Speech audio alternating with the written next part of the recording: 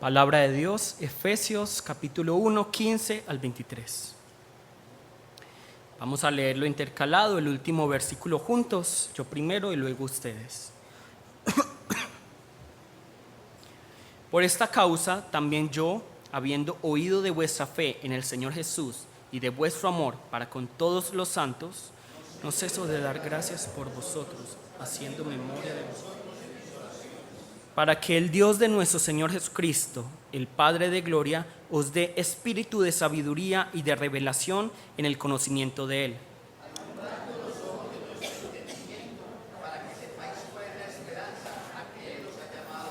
¿Y cuál es la riqueza de la gloria de su herencia? ¿Y cuál la supereminente grandeza de su poder para con nosotros, los que creemos, según la operación del poder de su fuerza? Pero en Cristo resucitado y sentándole a su diestra, sobre todo principado y autoridad y poder y señorío, y sobre todo nombre que se nombra, no solo en este siglo, sino también en el venidero.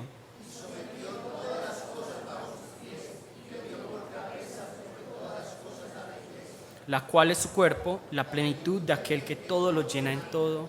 Amén. Vamos a orar.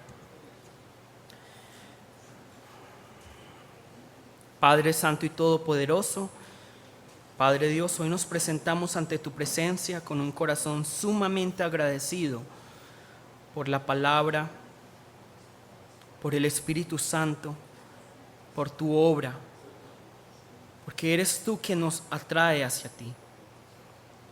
Permítenos hoy entender la esperanza que proviene de ti y permítenos asegurar, afirmarnos en el llamado que tenemos para esa esperanza.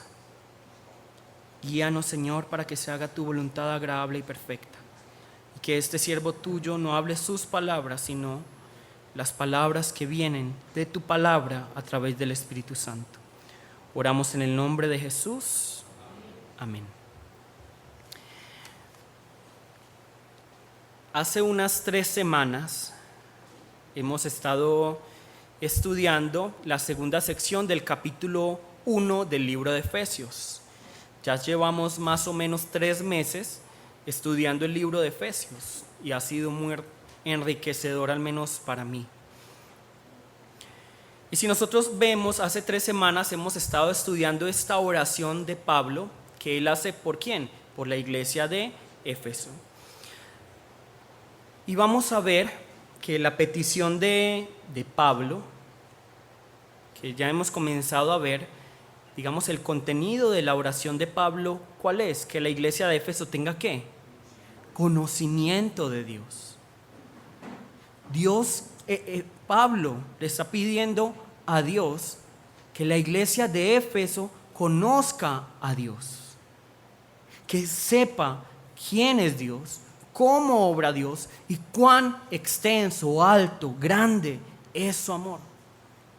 Eso es lo que quiere Pablo, que la gente entienda quién es Dios.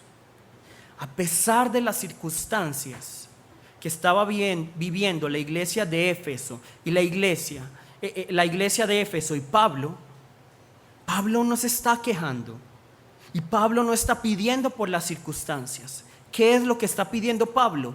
Que la iglesia de Éfeso conozca a Dios.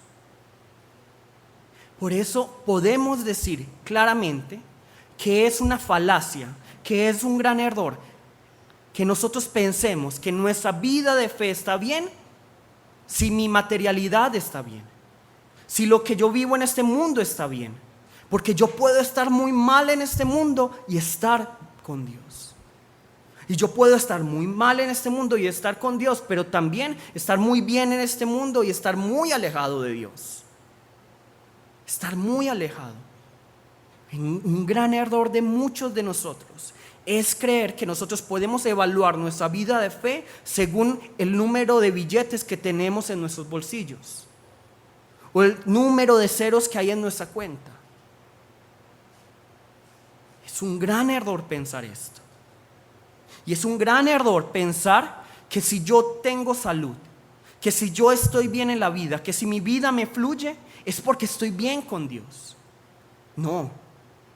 Eso es un gran error, porque la palabra nos está diciendo muy claramente que en nuestras vidas van a venir situaciones adversas, van a venir obstáculos, van a venir dificultades. Pero entonces, ¿qué debemos hacer en medio de todas esas tormentas?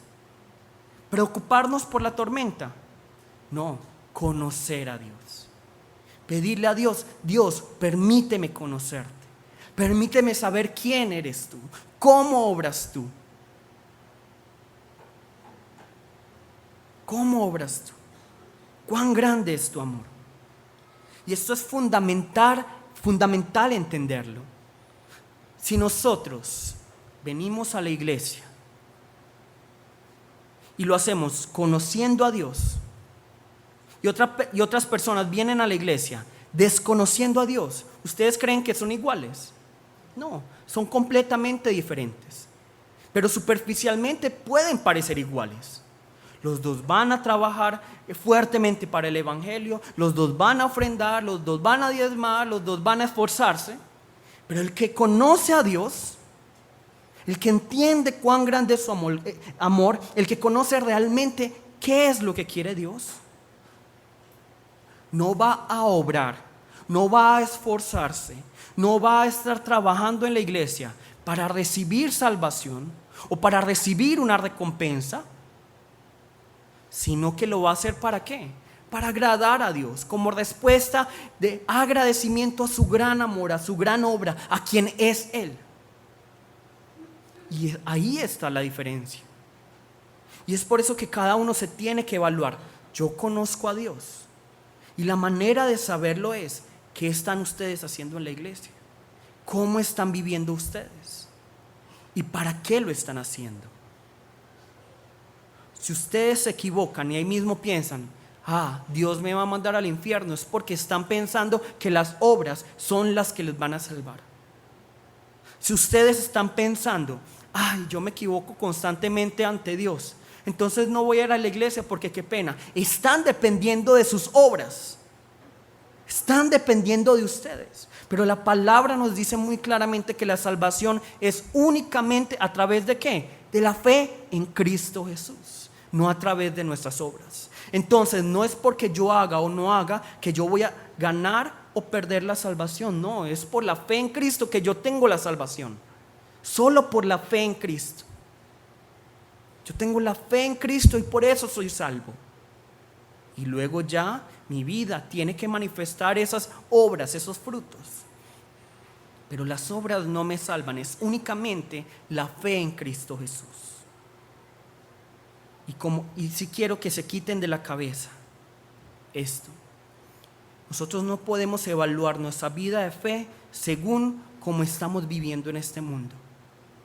Es decir, si todo me está yendo muy bien es que estoy bien con Dios, y si todo me está yendo muy mal es que Dios no está conmigo, Dios está enojado conmigo. Eso es un gran error.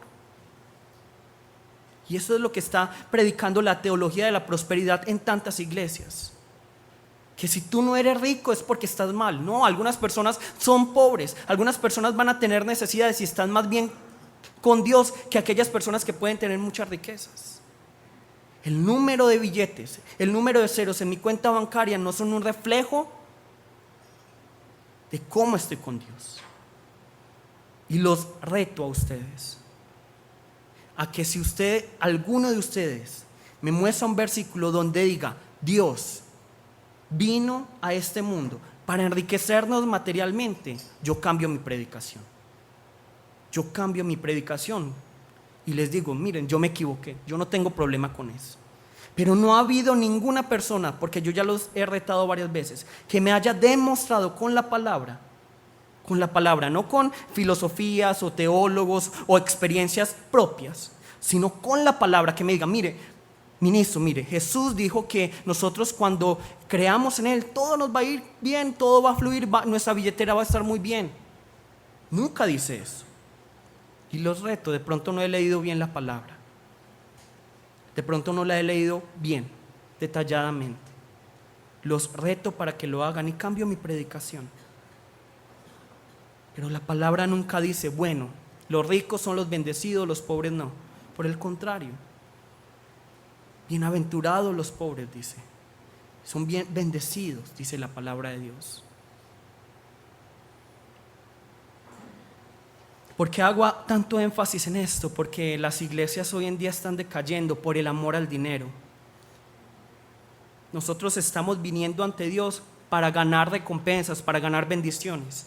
Pero en esta iglesia, y lo que realmente nos dice la palabra y quiere el Señor, es que nosotros no le adoremos para ganar una recompensa, para ganar un dinero, para ganar una bendición, sino únicamente que adoremos a Dios porque Él es Dios y punto.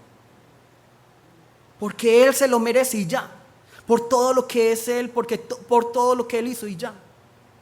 El mayor milagro no es que una persona con cáncer se sane. El mayor milagro es que nosotros, siendo pecadores, hayamos sido rescatados por Dios. Porque no nos merecíamos nada. No nos merecíamos nada. Y es un evangelio incómodo, claro. A nadie le gusta este evangelio. Todos quisiéramos un evangelio donde nos dijeran: sí, Dios va a recompensarte, Dios va a llenar tus bolsillos de dinero. Nos encantaría, pero Dios nunca dice esto. Los reto a que me digan un versículo que me muestre: ministro, estás equivocado. Y yo no tengo problema en decir: me equivoqué. Y seguro algunos estarán pensando en el versículo: Jesús se hizo pobre para hacernos ricos. Lean el contexto. Eso es tergiversar la palabra de Dios. Lean el contexto. Ese solo versículo no me habla de que realmente yo tengo que ser rico. Es una gran equivocación pensar eso.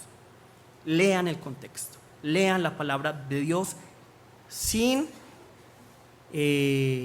estar sesgados por sus deseos carnales.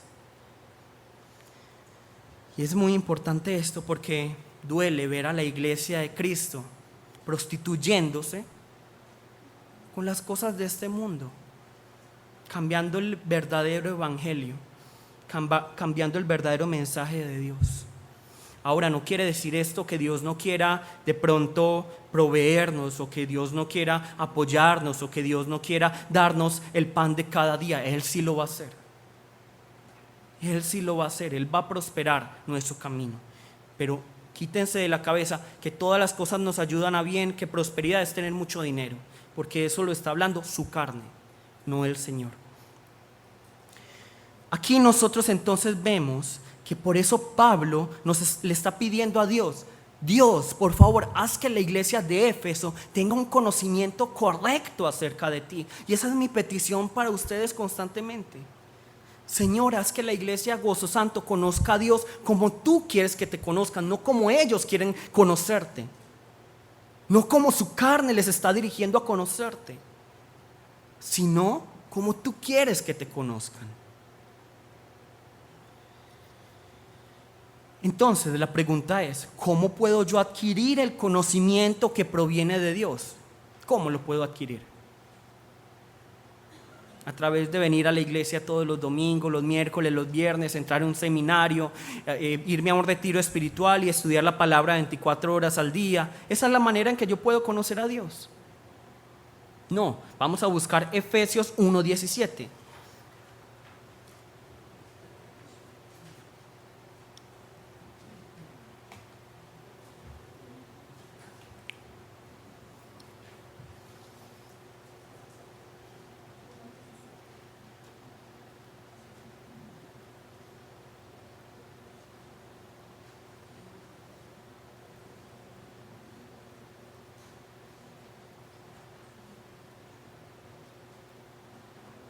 Aquí nos dice la palabra: para que el Dios de nuestro Señor Jesucristo, el Padre de gloria, os dé ¿qué? Espíritu de sabiduría y de revelación en el conocimiento de Él. Entonces, aquí nos está diciendo la palabra de Dios que Dios nos permite conocerle a través de ¿qué? Del espíritu de sabiduría y de revelación. ¿Y quién es el espíritu de sabiduría y de revelación? El Espíritu Santo. Entonces, es el Espíritu Santo, que es el espíritu de sabiduría y de revelación, quien, como dice aquí el versículo 18, va a alumbrar los ojos de nuestro entendimiento para que nosotros podamos conocer a Dios. Solo a través del Espíritu Santo nosotros podemos conocer realmente a Dios. ¿Y qué herramienta utiliza el Espíritu Santo para hablarnos, para dar a conocer a Dios? La palabra de Dios. Entonces, yo, para conocer a Dios, ¿qué necesito? Necesito al Espíritu Santo, necesito la revelación del Espíritu Santo y la palabra de Dios. Si ustedes dicen, no, yo solo voy a depender de la revelación del Espíritu Santo, no van a recibir nada, porque el Espíritu Santo utiliza la palabra de Dios. Y si ustedes dicen, no, yo solo voy a leer la palabra de Dios, pero no voy a depender de la revelación del Espíritu Santo, tampoco van a conocer a Dios, porque la revelación del Espíritu Santo, la palabra nos es utilizada por el Espíritu Santo para redarguirnos, para exhortarnos, para permitirnos conocer a Dios. Nosotros no podemos, digamos, martillar algo sin el martillo, pero tampoco no podemos martillar nada si no tenemos a la persona que va a martillar, ¿sí o no? De la misma manera, si nosotros no tenemos al Espíritu Santo, si no dependemos de la revelación del Espíritu Santo, y si no tenemos la palabra de Dios, jamás vamos a conocer a Dios. No lo vamos a conocer como Él es. Hay personas que dependen únicamente de estudiar la palabra de Dios, pero no dependen del Espíritu Santo. ¿Qué pasa con estas personas? Se secan, se vuelven como cuchillas y empiezan a lastimar a la gente. Mire, es que la palabra de Dios dice esto. Mire esto. Y empiezan a lastimar y dañar a la gente. Y pueden conocer mucho la palabra de Dios. Pero hay personas que solo dicen, yo voy a depender solo del Espíritu Santo y de la revelación. Y engañados por su carne, caen ¿en qué? En el misticismo y creen que el Espíritu Santo les está hablando, cuando ellos no están ni siquiera dependiendo de la palabra de Dios. Por eso nosotros tenemos que tener siempre, y es como en un avión, ¿cuántas alas tiene un avión? 2 alas. El Espíritu Santo revelando, dando su revelación y la palabra de Dios. Sin las dos cosas, ¿qué le va a pasar al avión? Se va a caer. Pero yo solo tengo la palabra, es decir, solo tengo un ala. ¿Qué va a pasar? Se va a caer. Y si tengo solo la revelación del Espíritu Santo, ¿qué va a pasar?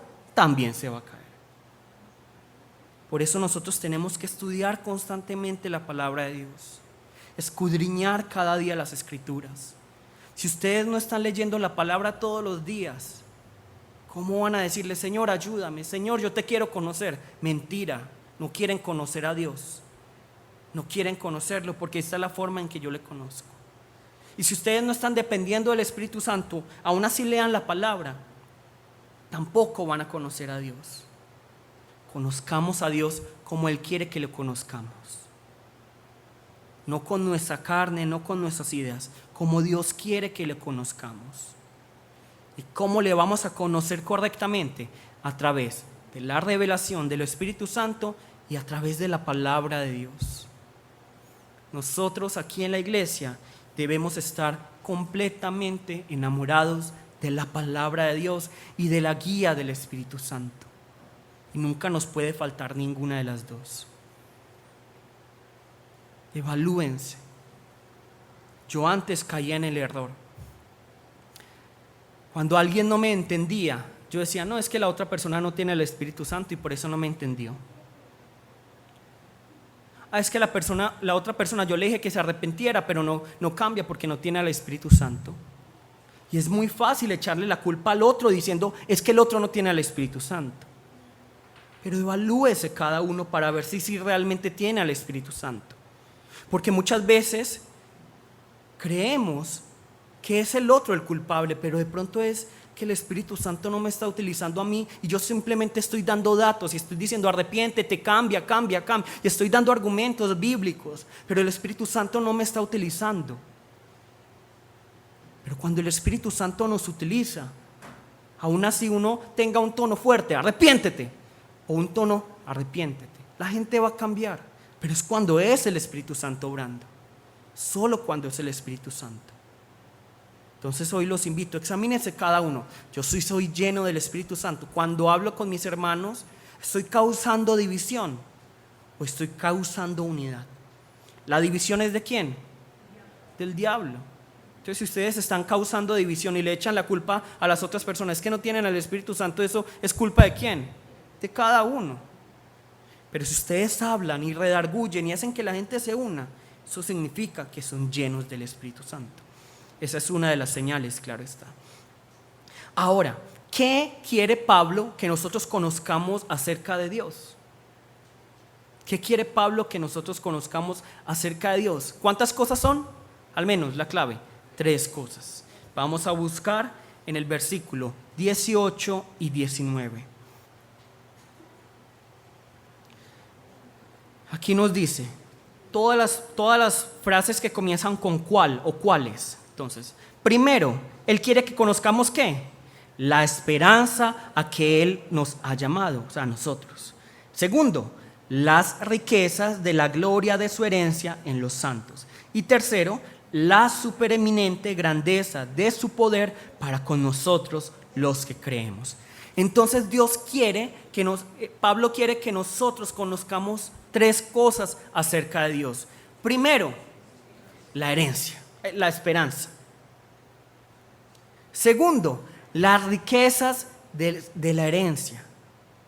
Y tercero, el poder. Así es resumido, porque Pablo le está poniendo palabras para poder describir lo maravilloso que es la esperanza, la herencia y el poder. Pero realmente así, fácil es. Pablo quiere que nosotros conozcamos ¿qué? La esperanza, las riquezas de la herencia y el poder. Para que no sigamos adelante y luego no nos enredemos, vamos a hablar con la persona que tenemos al lado para poder comprender lo que sigue. La persona que tenemos al lado para que entiendan la palabra de Dios.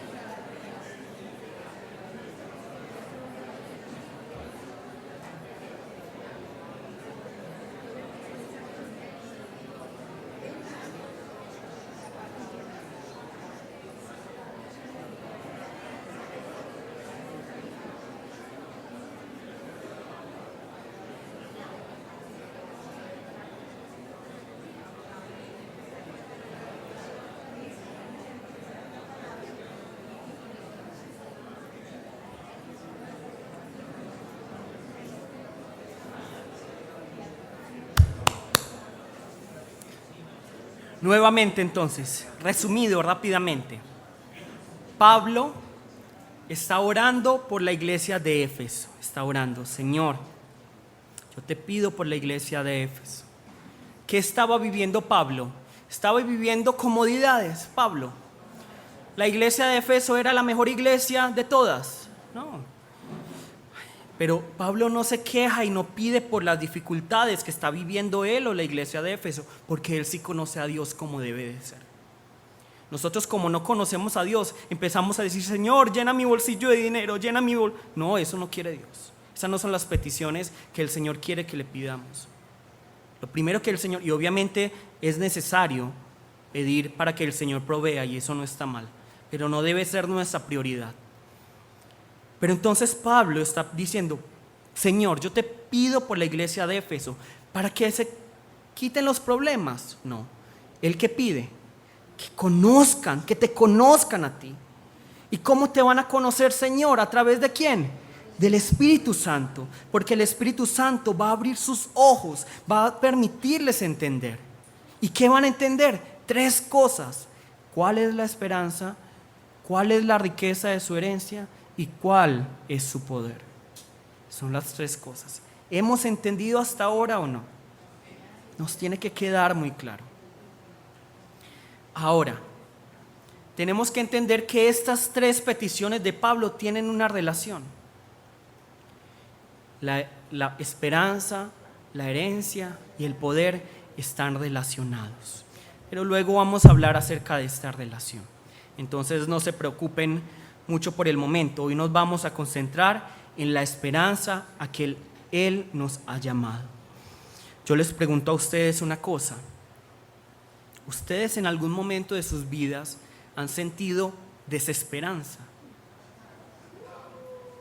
Todos hemos sentido esa pérdida de esperanza, ese no querer vivir, ese tirar la toalla. Tenemos relaciones que nosotros podríamos decir, ay, pero esta persona me debería de amar. Pero muchas veces son relaciones más tóxicas, son relaciones más dañinas. Y ahí es cuando perdemos toda nuestra esperanza. Los padres, los cónyuges, los hijos, que uno pensaría, ellos me deberían de amar y deberían darme lo mejor.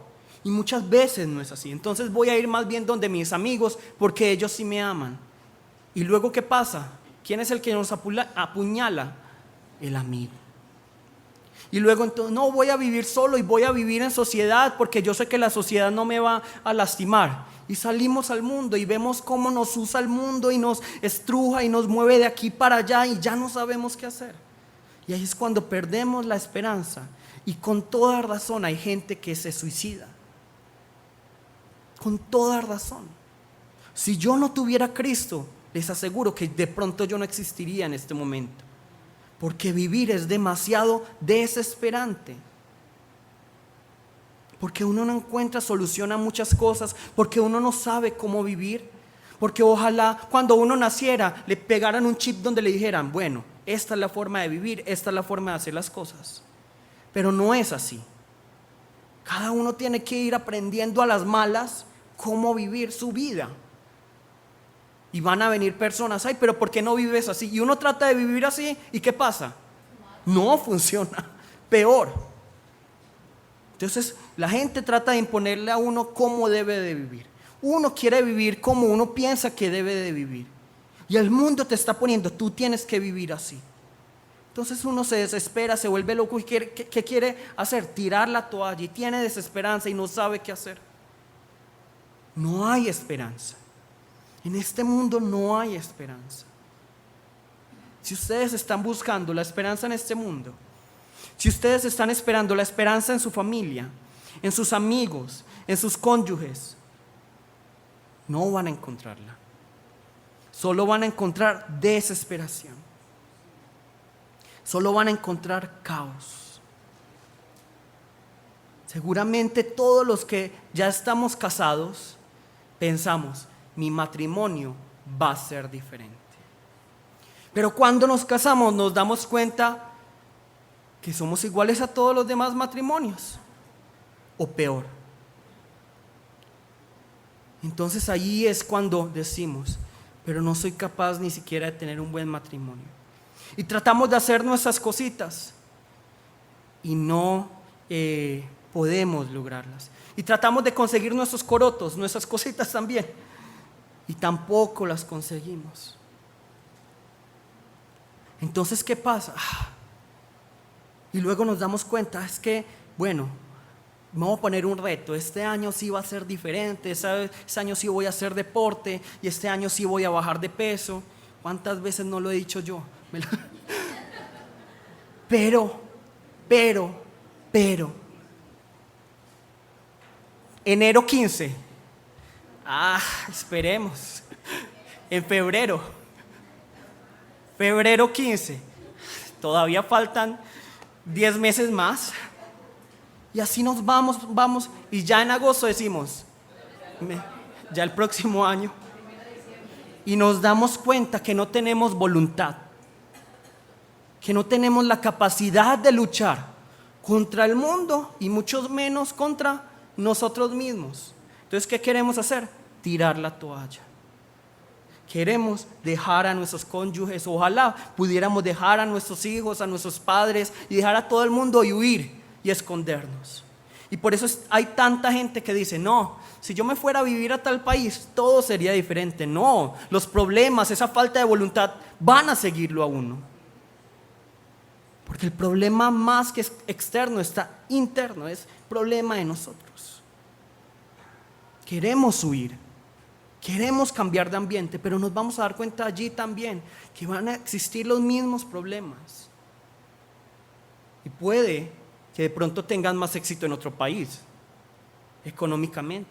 Pero va a estar esa falta de voluntad, va a estar ese desespero, va a estar esa ansiedad, va a estar ahí, durmiendo un rato hasta cuando nos despistemos y ahí otra vez se vuelve a despertar y atacarnos.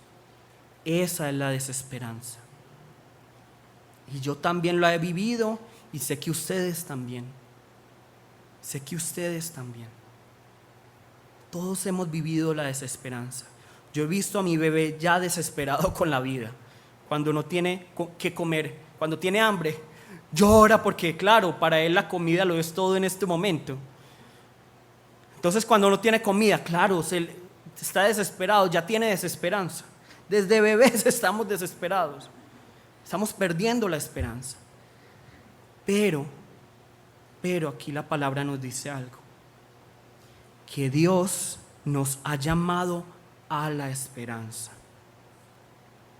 Que Dios nos ha llamado a la esperanza. ¿Y qué significa esperanza? ¿Qué significa la palabra esperanza? O más bien, sinónimos de la palabra esperanza. El deseo, el anhelo, un propósito, una expectativa. Lo que yo anhelo, todos hemos tenido esperanza. Yo tengo la esperanza que este año, a pesar de que estamos en noviembre y la materia, para ganar la materia necesito un 6,5 y el mayor punto es 5. Entonces yo tengo la esperanza de que Dios va a cambiar esos números. Yo tengo la esperanza de que el profesor le va a pasar algo y entonces la materia se va a perder los papeles. Yo tengo la esperanza de que un día el banco va a ser destruido y ya las cuentas de mi crédito van a desaparecer por arte de magia. Yo tengo esa esperanza. Yo tengo la esperanza que mi cónyuge algún día va a cambiar, que mis hijos van a cambiar, que mis padres van a cambiar, que mi ambiente va a cambiar. Todos hemos tenido esperanza. Pero el problema de la esperanza que nosotros hemos tenido es que esperamos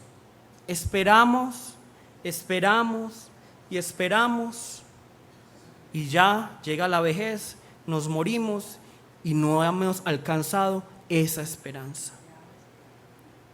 Y como hemos tenido esperanzas, digamos, a corto plazo, y todas esas esperanzas han sido como, digamos, destruidas, ¿qué pasa en nuestro corazón? Se va empezando a desesperar más. Y decimos, no hay esperanza. ¿Para qué esperar si toda la esperanza que yo he tenido ha sido destruida? Pero aquí la palabra nos dice que Dios nos ha llamado a la esperanza. Pero ¿de quién es la esperanza que nosotros estamos esperando? ¿De dónde proviene la esperanza? ¿A cuál esperanza? ¿De quién es esta esperanza a la que el Señor nos ha llamado? ¿Es nuestra esperanza? Una esperanza que viene, sí, al menos cuando el Señor venga todo va a cambiar.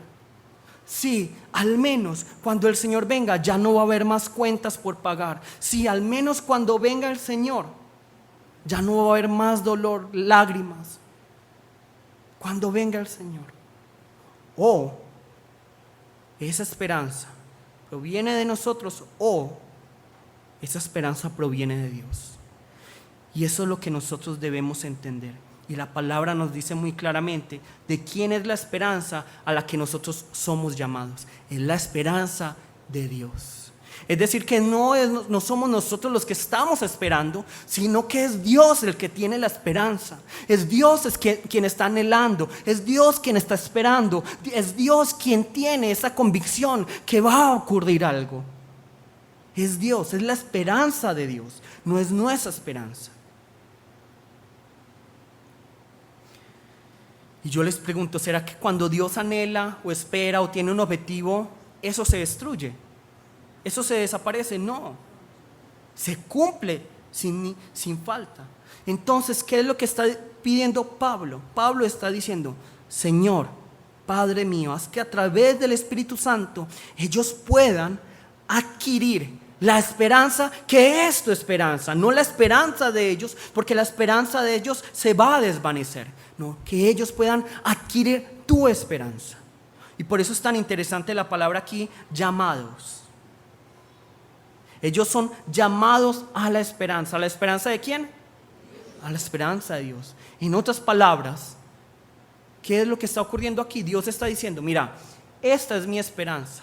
Yo te invito a que participes de mi esperanza.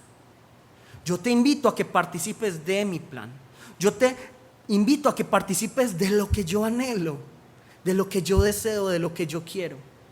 Esta es mi esperanza, que es mucho más grande que tu esperanza y que no se va a desvanecer y que nadie la puede derribar. Esta es mi esperanza. ¿Quieres participar de mi plan y de mi esperanza y de mi anhelo y de mi deseo? Eso es lo que nos está diciendo la palabra a nosotros los santos. Nosotros hemos sido llamados a la esperanza de Dios. Hemos sido llamados porque Dios sabe el desespero en el que estamos viviendo. Vamos a buscar Romanos 5:1 para saber en qué consiste la esperanza de Dios. Romanos 5:1.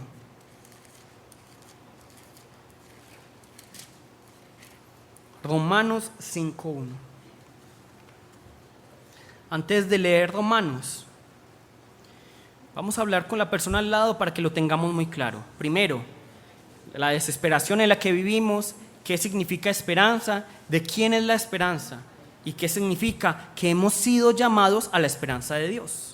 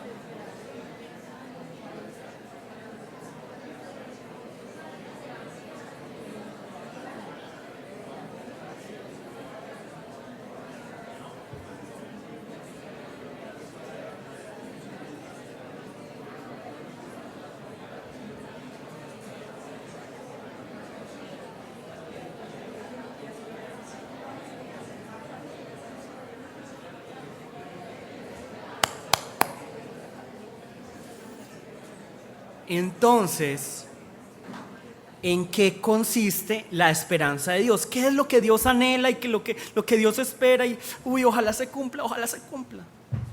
¿Qué es lo que Dios anhela que se cumpla? Vamos a buscar Romanos 5, versículo 1.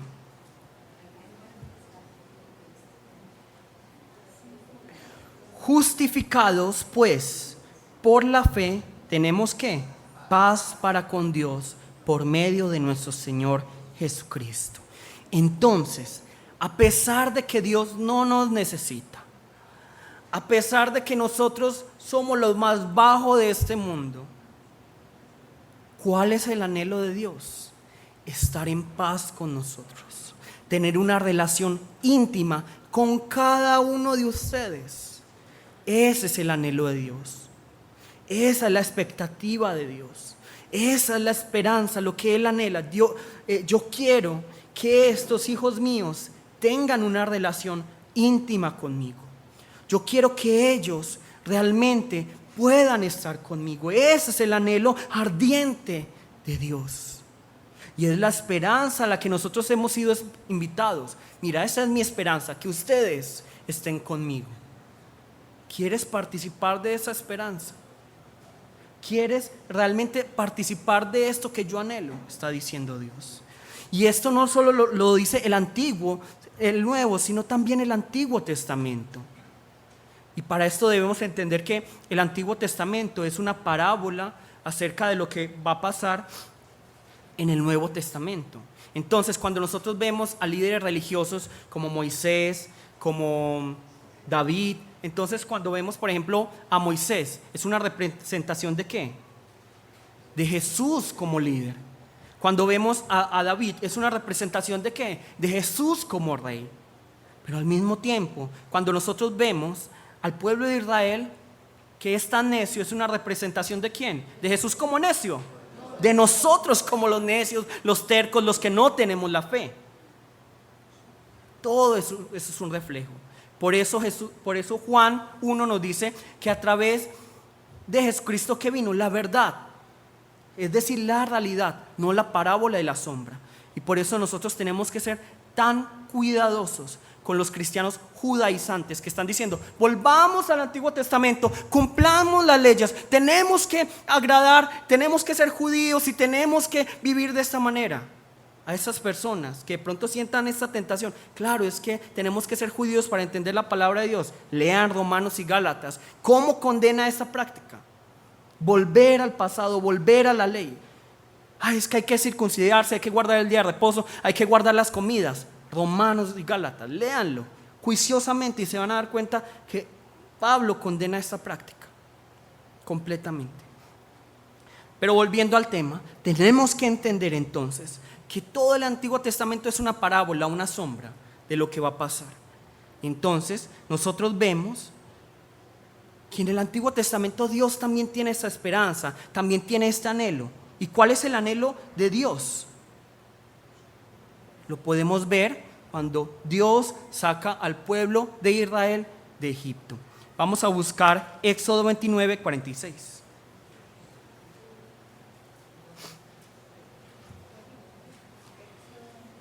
Éxodo 29, 46.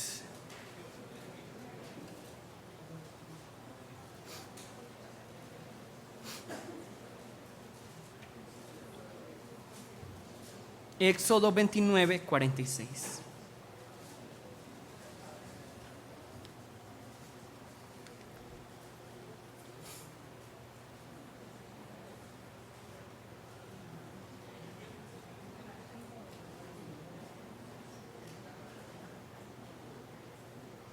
¿Será entonces que Dios llamó al pueblo de Israel porque ellos habían entrenado muy bien en Egipto para construir pirámides? Entonces Dios dijo: no, construyanme una pirámide, me gustaría.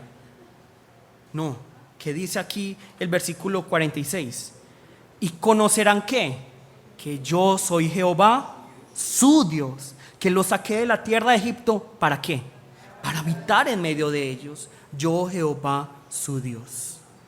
Entonces esta es la esperanza que Dios tiene acerca del pueblo de Israel, que es un reflejo, una sombra, una parábola acerca de lo que Dios anhela de cada uno de ustedes, de lo que Dios anhela de nosotros. Dios anhela, Dios quiere, Dios espera. Su esperanza es habitar en medio de nosotros.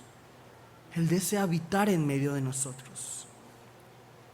Por esta misma razón, nosotros vemos este mandamiento, que es el primero de los 10 mandamientos. ¿Cuál es el primer mandamiento?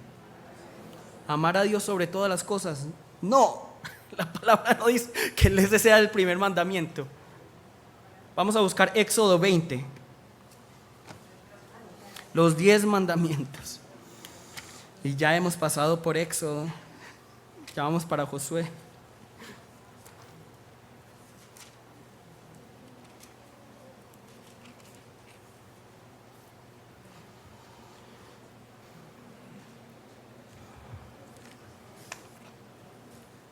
Dice aquí: yo soy Jehová tu Dios que te saqué versículo 2, 22. Yo soy Jehová tu Dios que te saqué de la tierra de Egipto, de casa de servidumbre. No tendrás dioses ajenos delante de mí. ¿Qué significa que Dios no quiere dioses ajenos delante de mí? Es decir, yo no quiero nada que esté entre tú y yo. Eso quiere decir. Es decir, yo quiero que arranques todos los ídolos, todo lo que esté interponiéndose entre tú y yo. Yo quiero que lo quites. Yo quiero que arranques eso. Y a eso se refiere, al amor a lo material, a lo que me interesa tanto lo que digan las demás personas, y también a mi propio ego y a mi propio orgullo. ¿Qué se puede volver un ídolo en nuestras vidas? Lo material, obviamente. El amor por el dinero, obviamente. El amor por las cosas de este mundo, obviamente. Pero también, ¿qué es idolatría? Si a mí me importa más lo que piensan las demás personas que lo que piensa Dios, eso es idolatría. Si yo me escudo, no, es que esta es mi forma de ser, este es mi carácter y yo no puedo cambiar y no voy a cambiar, eso es idolatría. Porque la palabra nos está diciendo: mueran a ustedes mismos. Pero la palabra nos dice: yo no quiero que haya nada entre tú y yo. Y por eso la palabra, el primer mandamiento de los 10 mandamientos, ¿cuál es? No tendrás dioses ajenos delante de mí. Entonces, ¿qué es lo que Dios desea? ¿Qué es lo que Dios anhela de cada uno de ustedes? Una relación íntima con Él. Una relación íntima con Él, y que nosotros quitemos todo lo que está obstaculizando que nosotros podamos estar frente a Él completamente. Ya sea el amor por el dinero, amor por lo que diga la gente, o el amor por ustedes mismos. Si eso está obstaculizando que ustedes tengan una relación con Dios, ¿qué tienen que hacer? Derribar todos esos ídolos. ¿Ustedes creen que yo en algún momento me he postrado frente a alguna imagen? Nunca. Pero en mi corazón hay muchos ídolos. ¿Y qué debo de hacer yo? Arrancar esos ídolos que hay en mi corazón.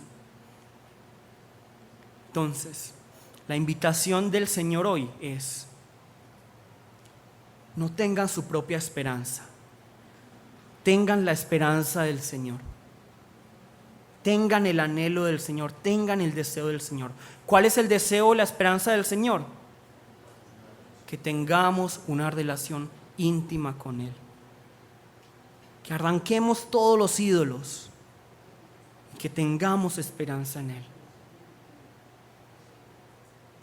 Alguno se siente desesperado y no encuentra cómo tener esperanza en el Señor. Hoy lo exhorto: conozcan al Señor. ¿Y cómo lo pueden conocer? A través del Espíritu Santo. Aquellos los que estén luchando contra la desesperanza, hoy los invito: no se concentren más en esa desesperanza. Concéntrense ¿en qué? En pedirle al Señor: Señor, a través del Espíritu Santo, permíteme conocerte. Y van a ver que van a ser llamados y contagiados por una esperanza mucho mayor y mucho más plena, santa, pura, que es la esperanza de Dios. ¿Y cuál es esa esperanza? Que estemos con Él. Vamos a leer Jeremías 24:7. Jeremías 24:7.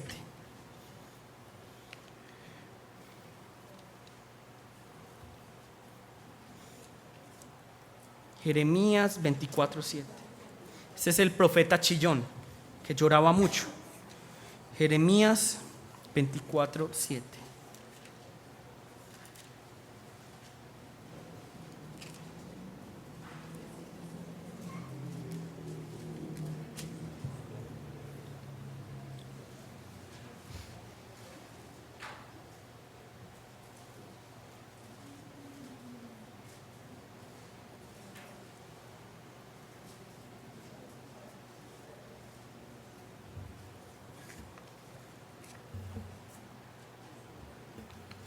¿Qué nos está diciendo aquí?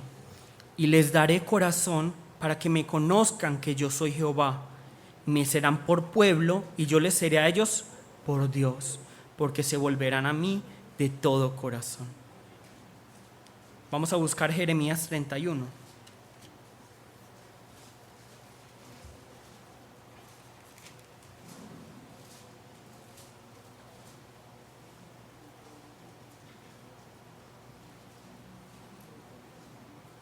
Treinta y tres, 34.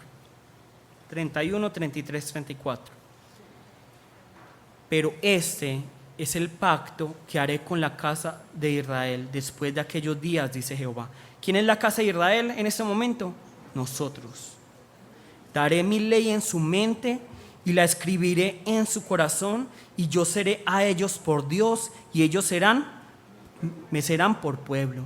Y no enseñará más ninguno a su prójimo, ni ninguno a su hermano, diciendo, conoce a Jehová. Es decir, ¿se imaginan el tiempo en que yo ya no tenga que predicarles a ustedes? Ya no le tengo que decir, conozcan a Dios. Y dice aquí, porque todos me conocerán, desde el más pequeño de ellos hasta el más grande, dice Jehová, porque perdonaré la maldad de ellos y no me acordaré más de su pecado. Miren, desde el Antiguo Testamento Dios está diciendo, esta es mi esperanza, el momento en que yo sea su Dios y ellos me sean por pueblo, en que ellos ya tengan la ley en su mente y en su corazón, y yo ya no haya que explicarles la palabra, sino que ellos me van a amar de corazón y no por obligación, como de pronto muchos estamos viniendo a la iglesia por obligación o por lo que dirá la gente.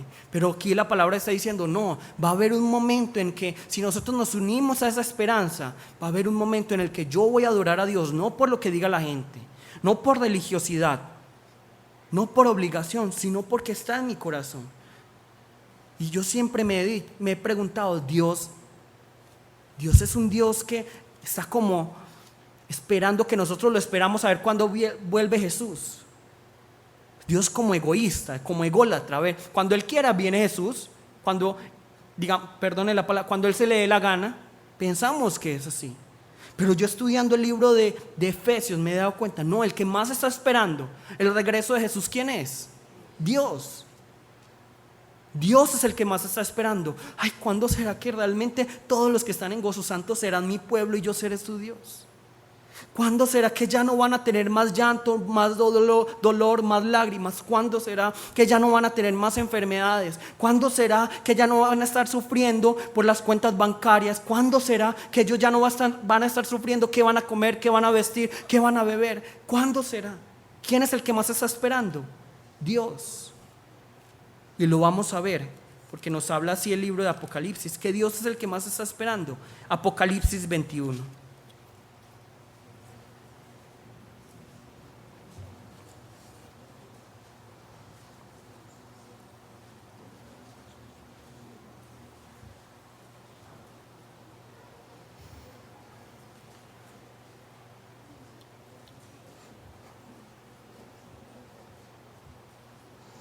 Apocalipsis 21, versículo 1, dice, vi un cielo nuevo y una tierra nueva, porque el primer cielo y la primera tierra pasaron y el mar ya no existía más.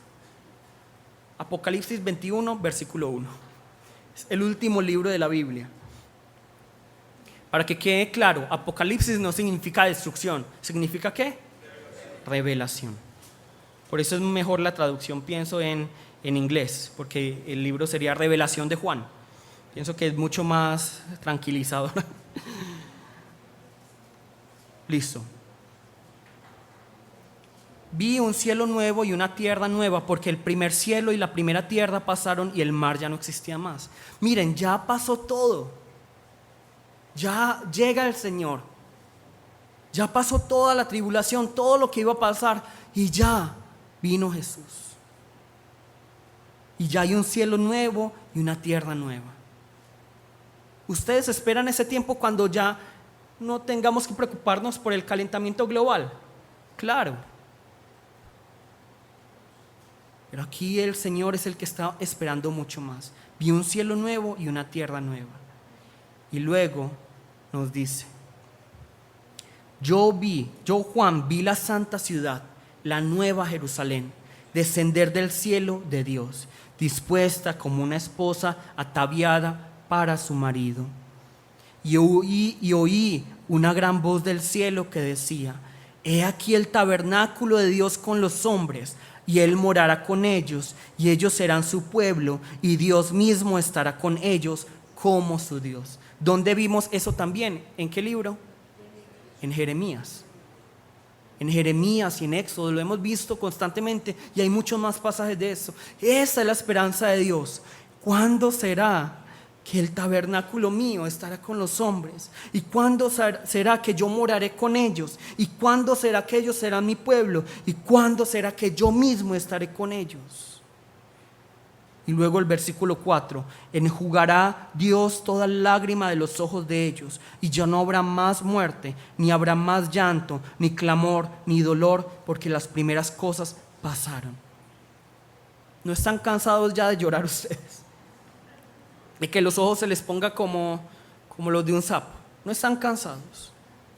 ¿No están cansados del dolor de la vida, de la desesperación de la vida, de la muerte? ¿No están cansados? Y si ustedes esperan que esto va a cambiar en este mundo, están equivocados. Por eso, más bien, unámonos al llamamiento de Dios, a esa esperanza suya, que es: ellos van a ser mi pueblo y yo voy a ser su Dios. Y en algún momento yo, Dios, voy a secar las lágrimas, voy a quitar el dolor, voy a quitar el llanto, voy a quitar la muerte. Esa es la esperanza de Dios.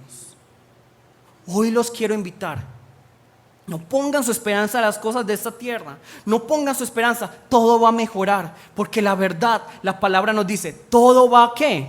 Empeorar. Todo va a empeorar. Muchas iglesias prometen: no, este año será el año de bendición, todo mejorará. Mentira, la palabra dice, todo va a empeorar. Todo va a empeorar. Pero entonces, si nosotros ponemos nuestros ojos en este mundo, claro, vamos a tener desesperanza, pero Dios nos está diciendo: no, únete a mi esperanza, que es mucho más mayor y es mucho más grande y no es tan efímera como lo material, sino únete a mi esperanza, que es que algún día totalmente yo seré su Dios y ustedes serán mi pueblo, y yo secaré sus lágrimas. Ese es el anhelo de Dios. Si alguno hoy tiene desesperanza, si alguno hoy quiere tirar la toalla, si alguno hoy no quiere vivir, si alguno está cansado de vivir y de seguir adelante, lo invito: únase a la esperanza del Señor. Y si dice: yo no tengo esa esperanza, ¿qué debe de hacer?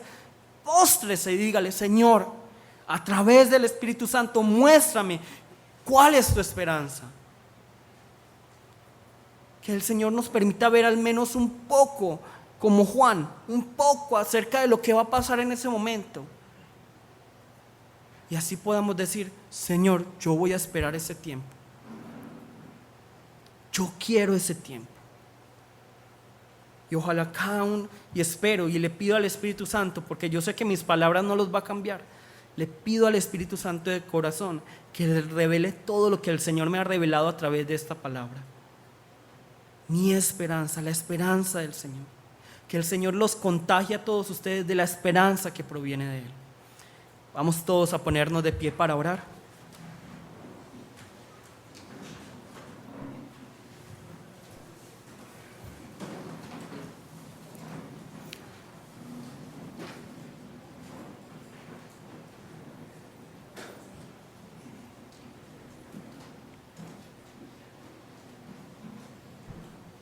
Levante la mano el que nunca ha estado desesperado. Todos hemos tenido desesperanza, yo también.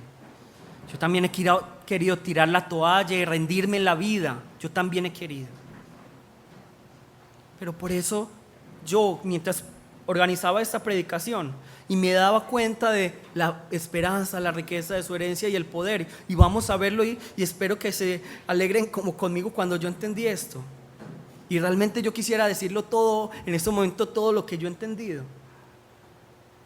Pero concentrémonos en la esperanza. Todos hemos sentido desesperanza. Aferrémonos a esa esperanza. Si hoy están muy cansados, si hoy están agotados, si hoy ya no quieren vivir, si hoy ya no pueden más con la vida, bienvenidos. Bienvenidos, porque el Señor tiene los brazos abiertos. Solo ven a Él, solo ven a sus brazos. Vamos a pedirle en este momento: Señor, a través del Espíritu Santo, permíteme conocer tu esperanza. Vamos a llamar el nombre de nuestro Señor y vamos a orar. Jesús.